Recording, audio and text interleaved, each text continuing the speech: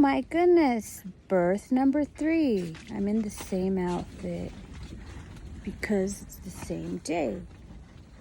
Aku Yaku. ka. Kaku wala. Yaku. ¿Y tu bici? Iti. ¿Dónde está tu bicicleta? Va a echar tu bicicleta. Yaku. Oh, jeez. Okay. His father's from Peru and doesn't know English really, and he thinks he does, he doesn't. And so I'm teaching Yaku. Oh, cuidado, por favor. Teaching Yaku. Oh, he figured it out. All right, I was going to go help him. Teaching him Spanish so that he can talk to his father. And we're going to take him to his father as soon as possible. That's the plan. I'm doing it. It's his turn. So, birth number 3, my other daughter. That birth, I had moved to a different house, and I decided that the audience wasn't a great plan, so I didn't invite an audience. But I had hired a doula, which was amazing. But I told her, you know what I would really love is like clean my house and fix me food and make sure my kids are taken care of and stuff. In addition to, you know, supporting me and all that.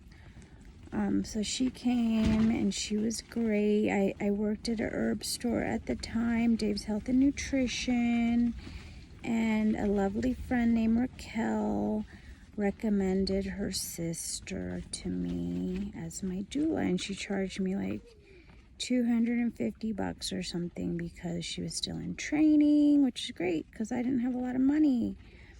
And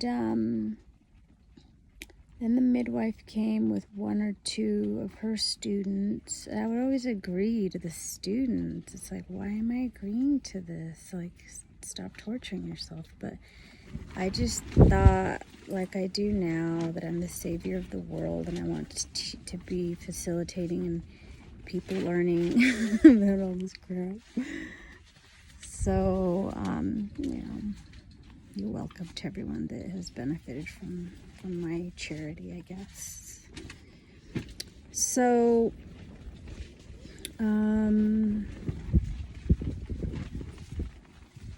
with that baby, I started labor like 9 a.m. or something, which is different than my other kids, because my other kids were like practically being born at that time. And things were pretty intense. They got pretty intense after some point. And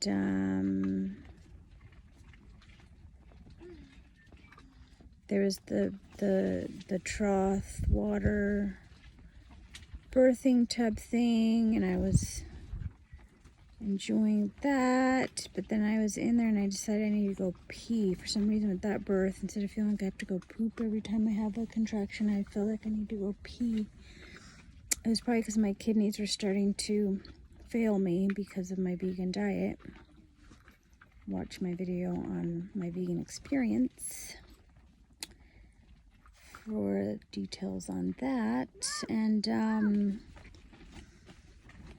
so I felt like I need to go pee, and I told the midwife, I need to go pee, and they're like, okay, and they helped me out of the tub, but things were like super intense at the time.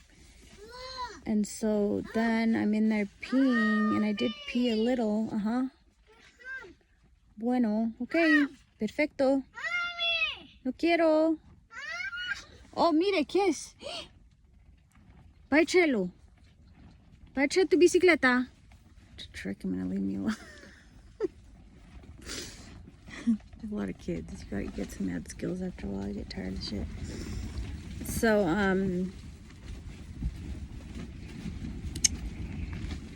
they realized that I was maybe pushing the baby out into the toilet, so they got me and told me to come. That it was probably time to push, I think, or maybe I came out. I don't know. And later they were like, oh, maybe you were not needing pee, but needing to push baby out or something. I don't remember exactly, but then they had me sit on the birthing stool, which was my first experience with the birthing stool.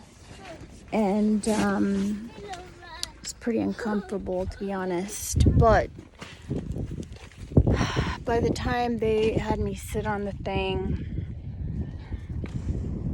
I was getting some pretty strong rushes, and she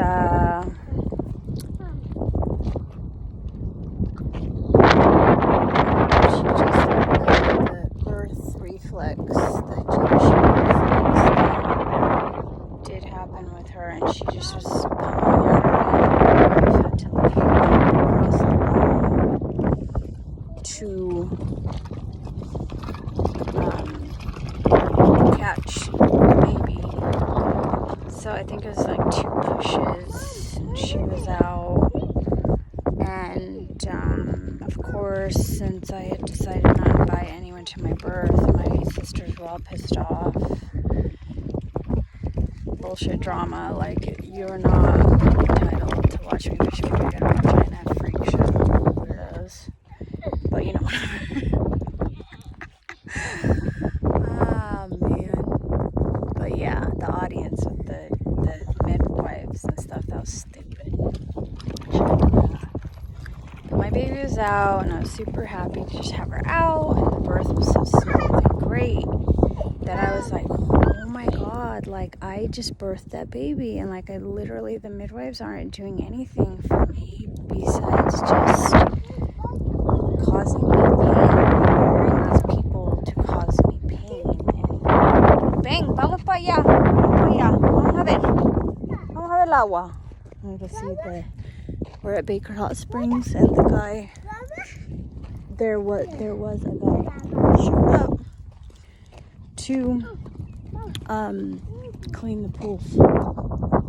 So let's see how good they look. Anyways, so ven pa' acá. So I just realized that, like, this is ridiculous. Like, I'm the one doing all the work. They're just causing me pain with insisting on checking my dilation constantly and all this business. And, you know, after I give birth to my babies, like, that was the first baby I had with my husband. And he's, like, praising the midwives. Like, where the fuck is my praise, dude? Like, I don't even understand the behavior of this human being, but he's, like, a total programmed robot into the government systems and, like, worships doctors and lawyers. Like, and no matter what, like, he just is still brainwashed into that nonsense way of being to this day, 13 years later. No, many more years than that. Like 18. I don't even remember. The fellow's irrelevant to my life now, but ish, because my kids. But anyways, that was the beginning seeds, that ejection, that natural birth ejection reflex that finally accidentally happened with my daughter was such a wonderful blessing, because it was the seeds of me realizing that I don't need to hire anyone to help me in my births.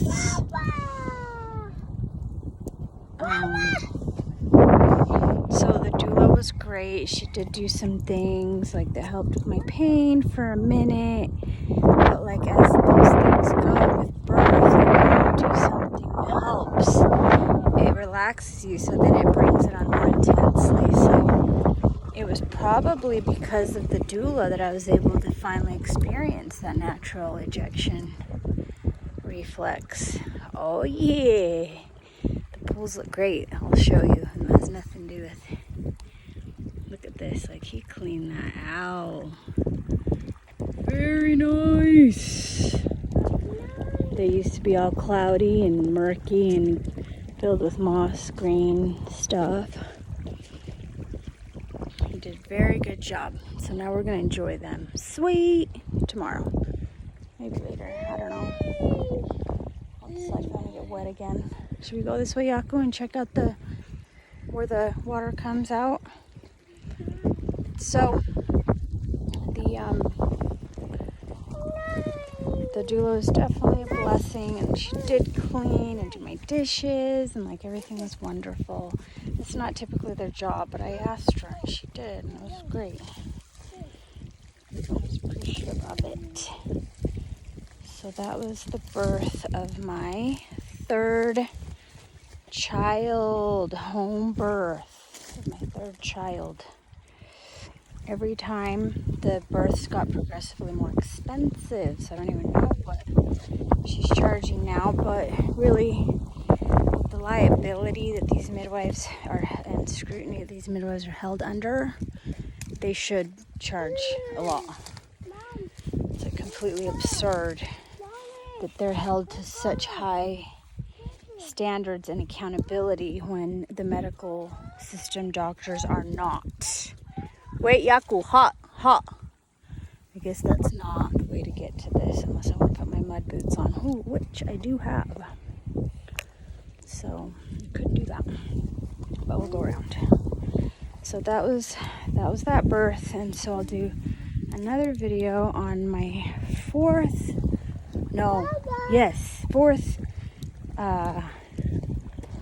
birth experience, which was actually a miscarriage that I took care of and dealt with on my own. So really quickly, with my daughter, the baby that I just told you the birth story of, I didn't go to the midwife till I was like 4 months pregnant because I felt like, going every month from the very beginning was just so annoying and unnecessary. Like, nutritionally, etc., I'm doing everything that I can do always, regardless of whether I'm pregnant anyways. And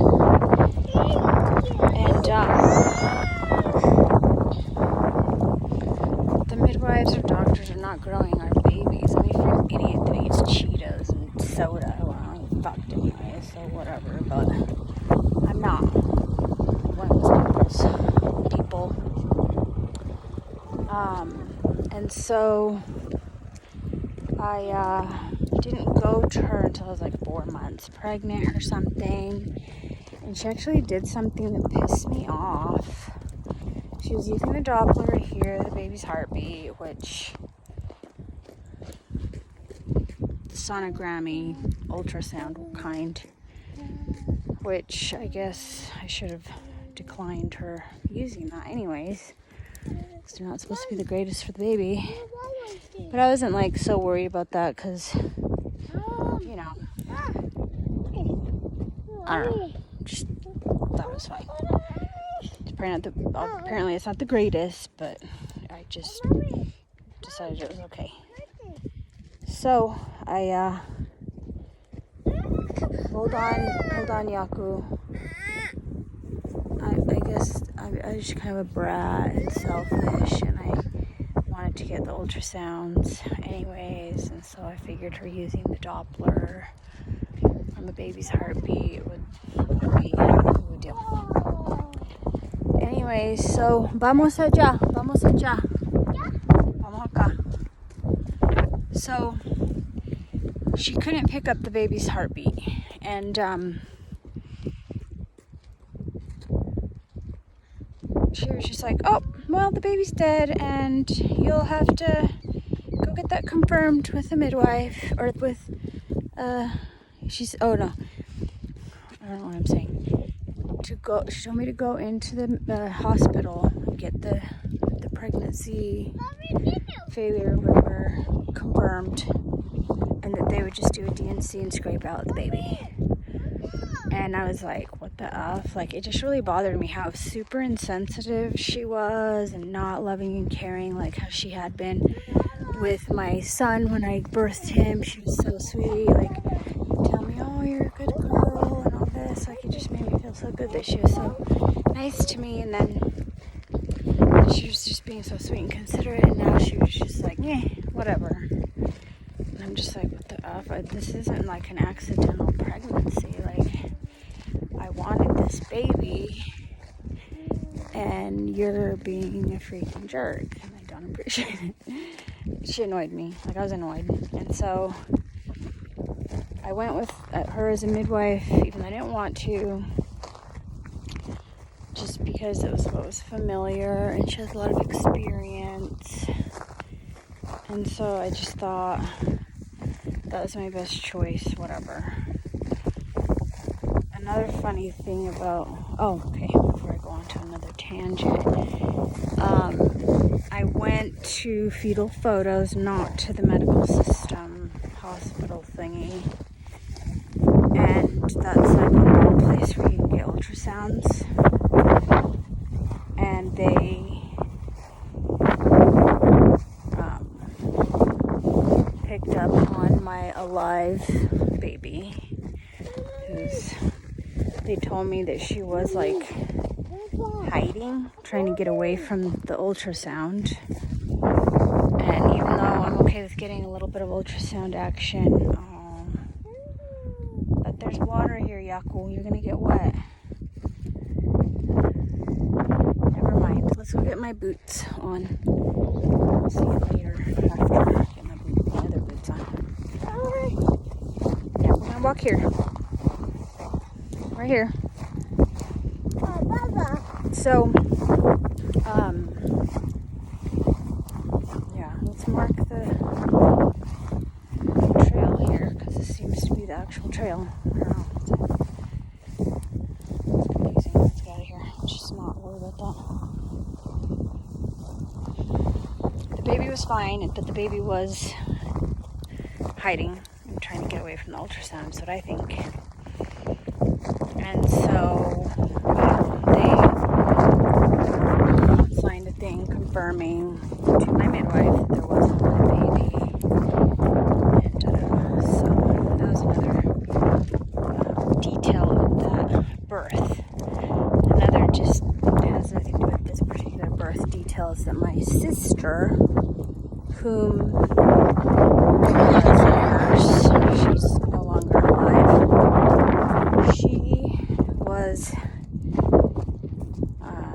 She had a baby that she wanted to and did give up for adoption, and because my family is freaking psychos that think they get to decide things for other people in their family, like a lot of people, they wouldn't just respect her wishes of what she wanted to do, and they were threatening to kidnap her baby like freaking psychos.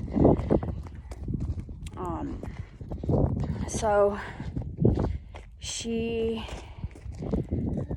was considering birthing at home, so that he had a fear of what these people were threatening. And she didn't actually end up giving birth with Diane, but she had gone to her to meet her and to just see what's up, the possibilities. And my other sister, the one that introduced me to Diane, actually, she went with her for some dang reason. And, yep, eat it. Cómetelo. Oops, todo bien. So that was interesting. I don't know, I should take my sister, though. I guess that particular sister wasn't threatening to kidnap anyone.